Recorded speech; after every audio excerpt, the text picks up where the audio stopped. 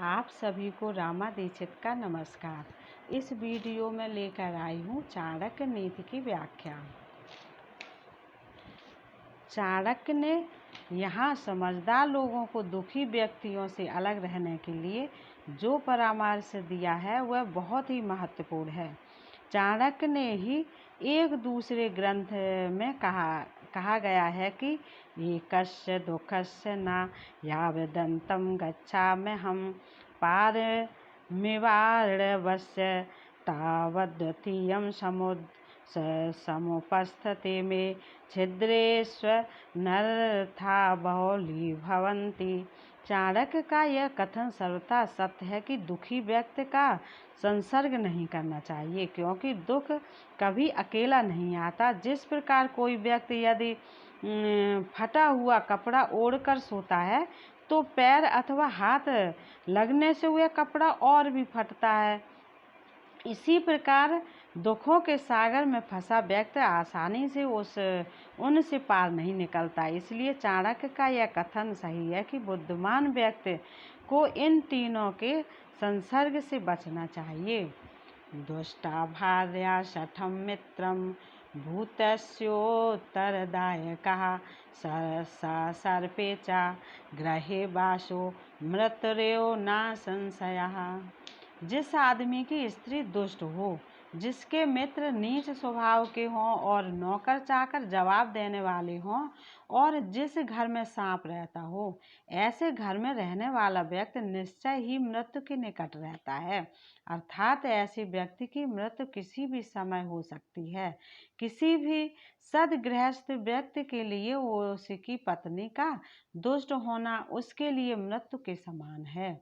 यदि पत्नी अपने पति के प्रति श्रद्धापूर्वक समर्पित भावना नहीं रखती तो ऐसा व्यक्ति तनाव की स्थिति में किसी भी समय आत्महत्या करने के लिए तैयार हो सकता है, अथवा उसे अपना कोई बस चलता न देख एक मृतक व्यक्ति के समान जीवन बिताना पड़ता है। घर में रहने वाली दुष्टा स्त्री आदमी के लिए निरंतर दुख का कारण बनी रहती है। इसी प्रकार यदि किसी व्यक्ति का मित्र धूर्त और नीच स्वभाव का है तो उससे कभी भी भलाई की आशा नहीं की जा सकती, क्योंकि मित्र के रूप में वह आपके पास बैठकर किसी भी समय आपका अहित कर सकता है। शत्रु से तो आदमी सावधान रहता है, उसे इस बात का ज्ञान होता है कि अमुक व्यक्ति मेरा शत्रु है, उससे मुझे बचकर रहना चाहिए। परंतु जिसको वह अपना मित्र समझता है और वही मित्र यदि मूर्ख है तो उसे हानि के अतिरिक्त और कुछ प्राप्त न होगा। यह एक कहावत भी है कि मूर्ख मित्र से बुद्धिमान शत्रु अच्छा समझा जाता है। इसलिए व्यक्ति को ऐसे मित्र कहलाने वाले मूर्ख दोस्त के संपर्क में नहीं आना चाहिए। जिस प्रकार मूर्ख मित्र हानिकारक है, उसी प्रकार अपने स्वामी की आज्ञा का पालन न करने वाला सेवक भी स्वामी की मुसीबत का कारण होता है। प्रायः यह समझा जाता है कि मोह लगा नौकर कोई भी काम स्वामी की इच्छा के अनुरूप नहीं कर सकता। वह हर बात में स्वामी की आज्ञा का पालन करने की बजाय इधर उधर की बातें बनाकर मालिक की आज्ञा के विपरीत कार्य करेगा, जिससे स्वामी का तनाव बढ़ने की संभावना बनी रहती है। संभव है कि इस प्रकार का सेवक घर के किसी गुप्त भेद को भी जानता हो। ऐसी स्थिति में तो वह और भी कष्टकर होगा। कोई भी व्यक्ति ऐसे घर में निश्चिंत होकर नहीं रह सकता जब उसे यह पता लग जाए कि उसके घर में कोई सांप छिपा है। उसके लिए हर समय सावधानी बरतना और आत्मरक्षा के प्रयत्न में जुटा रहना कठिन है। इसलिए ऐसी स्थिति में जो व्यक्ति रहता है उसकी मृत्यु में संदेह नहीं हो सकता है। वह शारीरिक रूप से किसी भी क्षण लापरवाह हो जाए और काल के गाल में समा जाए। इस श्लोक का भावार्थ यह है कि पत्नी का आज्ञाकारिणी और पतिव्रता होना आवश्यक है।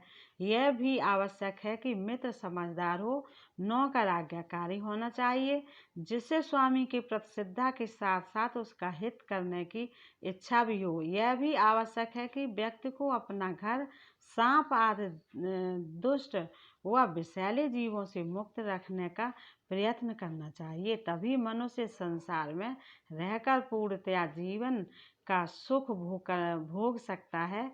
यदि उसे दुष्ट स्त्री, नीच मित्र, सामने से बोलने वाले सेवक से वास्ता पड़ता है और उसे ऐसे घर में रहना पड़ता है जहाँ सांप आदि विषैले जीवों के रहने की संभावना हो, तो या तो वह किसी भी समय मौत का शिकार हो जाएगा, अथवा यदि जीवित रहेगा तो उसे हर समय भयभीत ही रहना पड़ेगा। आप दर्थे धनम रक्षेत दारान रक्षेत धनैरपि आत्मानं सततं रक्षेत दारैरपि धनैरपि। मनुष्य को विपत्ति के समय के लिए धन बचाना और संचित करना चाहिए, परंतु धन के बदले यदि औरतों की रक्षा करनी पड़े तो धन को खर्च कर देना जरूरी है। चाणक्य कहते हैं कि यदि व्यक्ति को अपनी रक्षा के लिए इन दोनों चीज़ों का भी बलिदान करना पड़े तो इनका बलिदान करने से नहीं चूकना चाहिए। किसी संकट की आशंका से अथवा इस आशंका से कि न जाने कब रुपए पैसे की जरूरत पड़ जाए, मनुष्य का प्रयत्न रहता है कि वह जितना भी हो सके धन का संचय करे। परंतु चाणक्य का यह भी कहना है कि यदि अपने घर की औरतों पर, अपनी पत्नी पर किसी प्रकार का कोई संकट आ जाए तो उसे अपने संचित धन के प्रति मोह दिखाना ठीक नहीं। उस धन को खर्च करके स्त्रियों की रक्षा करनी चाहिए। परंतु चाणक्य की नीति के अनुरूप यदि व्यक्ति पर स्वयं कोई संकट आता है तो उसका निवारण उसे हर हालत में करना चाहिए। प्रत्येक स्थिति में उसे चाहिए कि वह अपने आप को संकट से बचाए, भले ही इस काम के लिए धन और घर की औरतों का भी बलिदान अथवा त्याग करना पड़े। इसका स्पष्ट भाव यही है कि यदि व्यक्ति अपने आप को संकट से उबार लेता है तो वह अपने प्रयत्नों से धन का संचय तो फिर कर लेगा, परंतु यदि वह अपनी रक्षा नहीं कर पाता तो स्त्रियों और धन के होने का या न होने का कोई महत्व नहीं रह जाता, क्योंकि यदि व्यक्ति स्वयं ही जीवित नहीं रह पाएगा तो उन वस्तुओं का उपयोग दूसरे व्यक्ति ही करेंगे। चाणक्य धन के महत्व को कम नहीं करते, क्योंकि उससे व्यक्ति अनेक संकटों से छुटकारा पाता है, परंतु उनका यह कहना है कि किसी भी परिवार की भली स्त्रियों का महत्व धन से भी कई गुना अधिक होता है। हर तरह से उनकी रक्षा के लिए प्रयत्न करना आवश्यक है।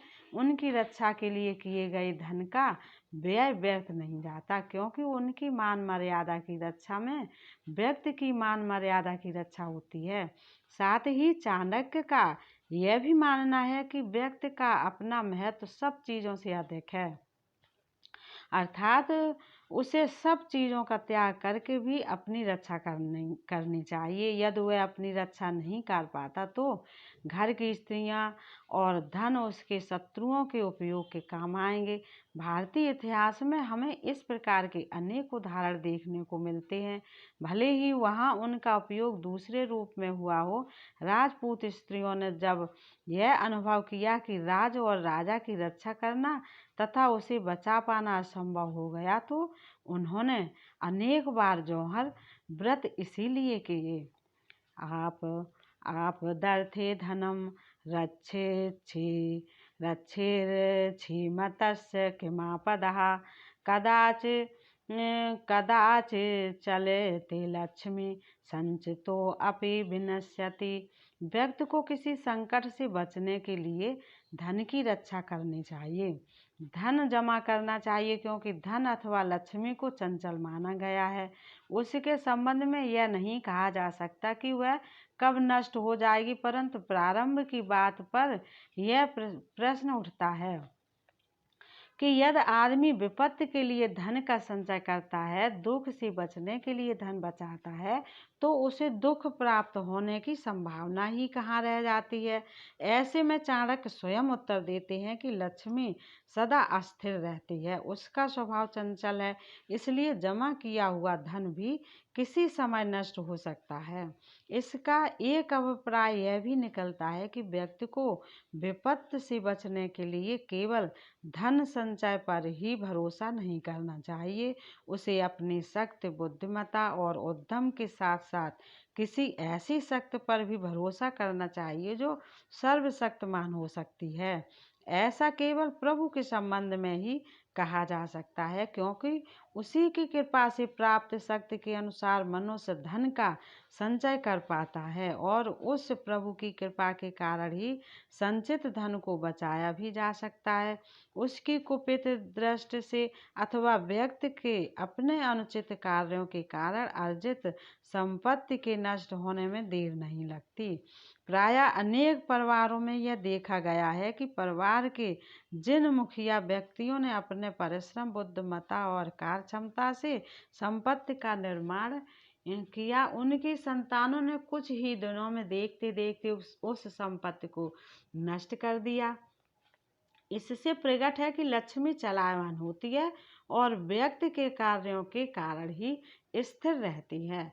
प्रकृति के अनेक प्राणी इस बात से उदाहरण हैं कि वे संकट की घड़ियां सुख से बिताने के लिए उपभोक्ता सामग्री का संचय करते रहते हैं। यही उनकी संपत्ति होती है। चींटियां बरसात आने से पहले अपने बिलों में अन्न का भंडार इकट्ठा कर लेती हैं, ताकि बाहर जब जल थल एक हो जाता है और बाहर निकलने में कठिनाई होती है, वे सुख से बैठकर उसका उपभोग कर सकें। परंतु वे नहीं जानती कि कब पानी की लहर उनके संचित भंडार को नष्ट कर देगी। इस बात का यह अर्थ भी नहीं कि लक्ष्मी के चलायमान होने के कारण व्यक्ति उसका संचय ही न करे। व्यक्ति को ऐसा प्रयत्न करना चाहिए कि वह अपने कर्मों से लक्ष्मी को स्थिर रूप से अपने पास रखने में समर्थ हो सके। ये वीडियो आपको कैसी लगी बताइएगा। नमस्कार।